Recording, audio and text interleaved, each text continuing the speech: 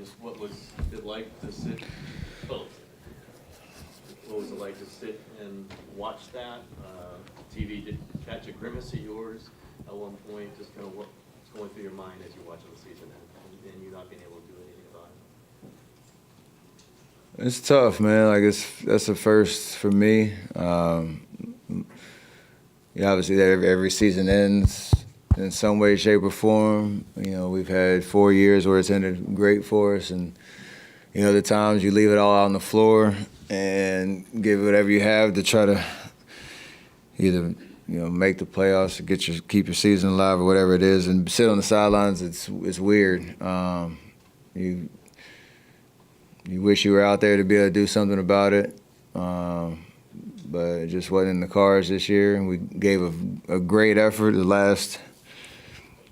since February to give ourselves a chance. And we've been up here talking about it since then, and every game since. Just all we wanted was a chance, and to finish the year like we did, and to sneak in the playoffs, win that first round. Like, there's a lot to be proud of for sure, considering where we were, but definitely disappointed and frankly just sad that I wasn't out there able to play. So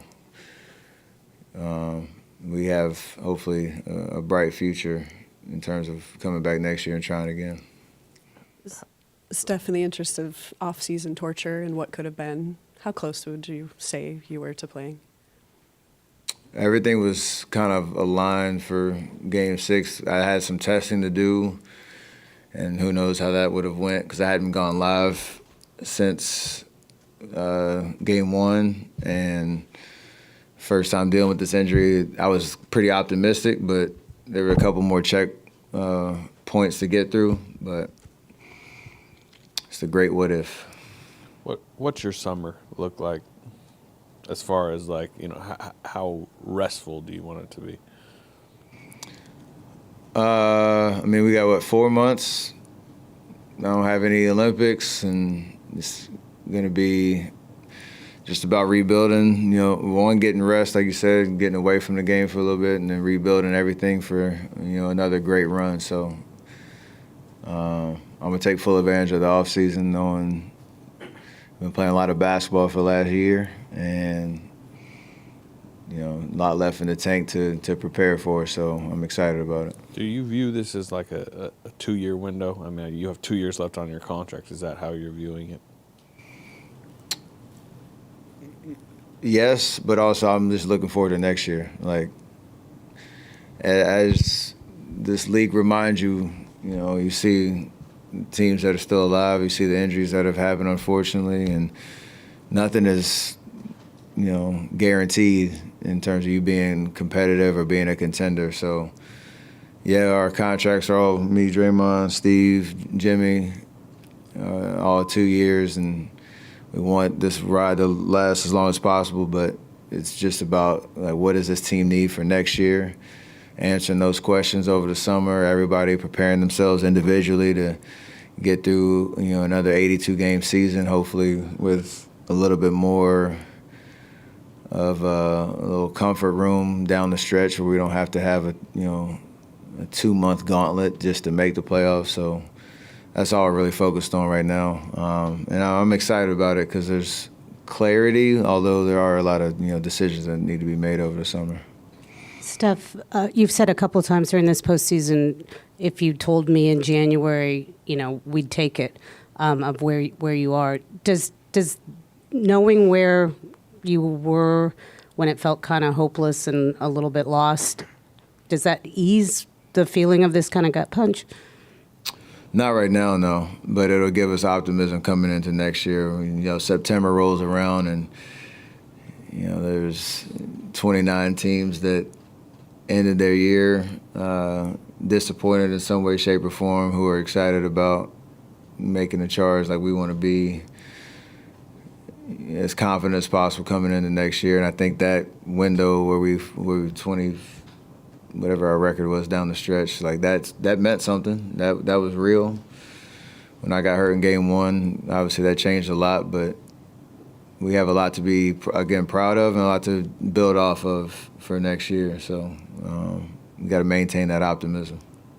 Steph, the way you guys were playing coming out of that game 7, and then in that game 1, you were playing well. Everybody was playing well. Even when you went down, the rest of the team still won that game. Do you wonder how far you guys could have gone had you been able to stay healthy? I think Steve said that he had no doubt in his mind that you guys had a shot. You guys could have gone to all the way. You obviously have that mindset, and that's a story you're going to tell yourself when you lay your head out on the pillow every night for the next couple of weeks, until whoever wins the championship.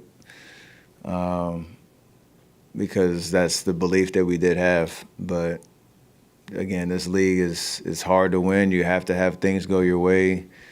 I know we mentioned like we've been on the other side of it, where guys have missed.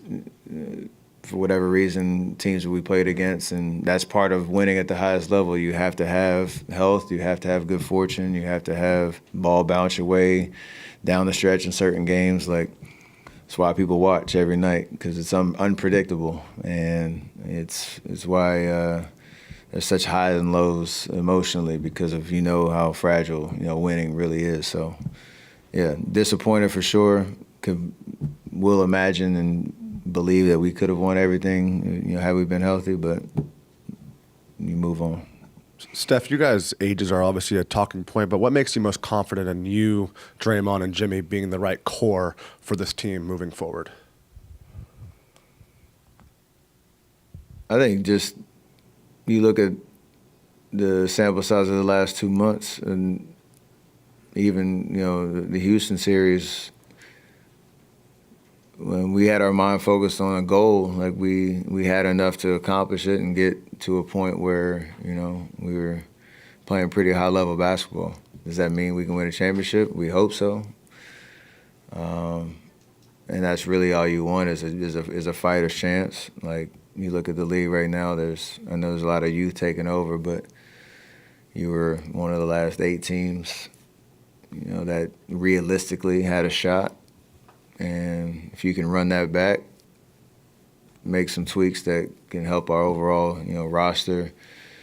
Obviously, you had to get through an 82-game season, like I said, and we want to be, in a position where you're not chasing. But I feel like we had enough that we showed, we could be that team. That's all you really want.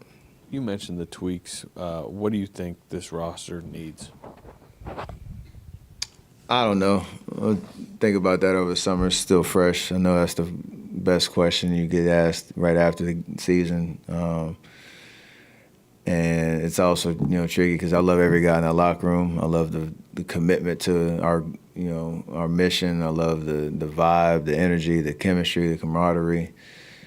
I know there's a lot of turnover and change every year in every locker room, and you hate to see guys go and whatnot.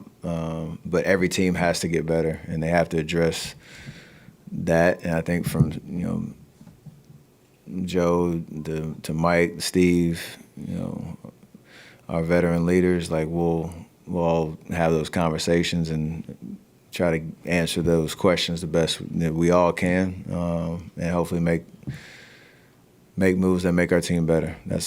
That's what the name of the game is. Kuminga is the player whose future is probably most uncertain with restricted free agency. What's your big picture view of his 4 years here and his potential future or non-future here?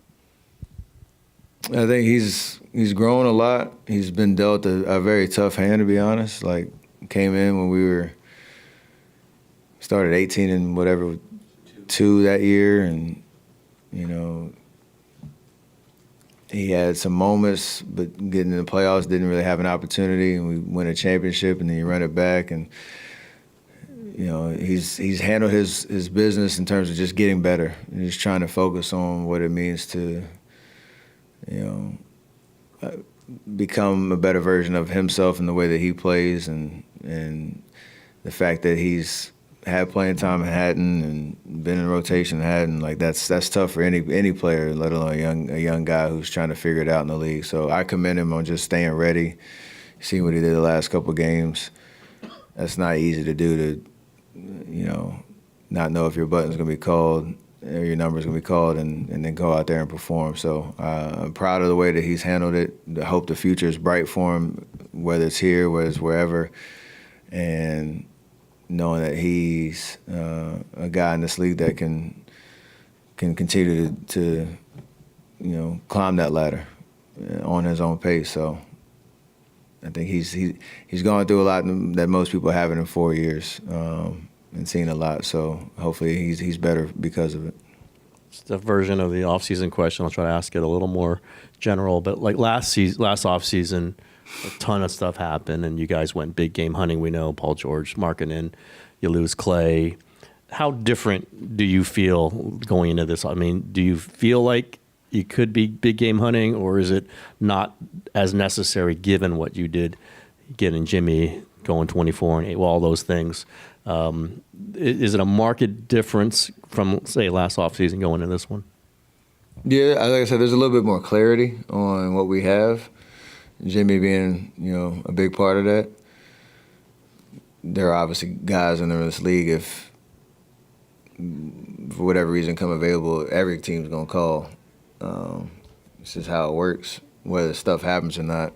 More times than not, it doesn't. But we have clarity on what we have in terms of our core and the experience. But we we need to probably get a little bit bigger across the board. Struggle shooting at times. Like what those can be addressed, but how and how you get to that, I think, is what Mike's gonna have to figure out, and we got confidence that he can do it. So I like the vibe that we have a little bit more clarity and a little bit more understanding of what me, Jimmy, Draymond have been able to do this last 3 months, and try to make it try to make a few tweaks and make it as good as possible. Steph, you're 37. Did you know that? I've heard it a couple times Yeah. this year. When you're outside of work, that's a young man's age. When you're at work, you get those reminders that you are one of the oldest guys in the league. How are you feeling about that difference outside of work, inside of work, and your age being mentioned in pretty much every story about you from here on out? One, it's an ultimate compliment because it's part of the level that you're playing at, and oh, he's still doing it at this age. Two, it's a reminder of your basketball mortality and appreciating every moment that you have. That's why the way this ended was as emotional as it was. Not being able to play in those big games because you don't know how many more opportunities you will have. But I think the difference on and off the court, seeing my family and seeing my kids grow and the opportunities off the court, it allows me to just have fun and appreciate this chapter of my life as much as possible, knowing that hopefully the next chapter is as great, but this one, I'm trying to get every, bit of fun and experience and, squeeze as much juice out of this as possible. So it's weird to, even you get it from your teammates even. I remember watching you in such and such game when I was 7. It's, none of that stuff it is weird. It's hard to kind of digest it, but it just allows me to make sure I'm having as much fun as possible doing what I love to do and how long I've been able to do it. And this last chapter of my career, getting everything I can out of it. Let's do two more, because then we have Draymond ready to come in. Stephen, looking back at these last 3 months and since Jimmy got here, was it above and beyond maybe what you expected in terms of how seamless it was, or about what you thought could be when he joined you guys? It seemed like everything just clicked immediately, and that says something about the whole group, doesn't it? Absolutely.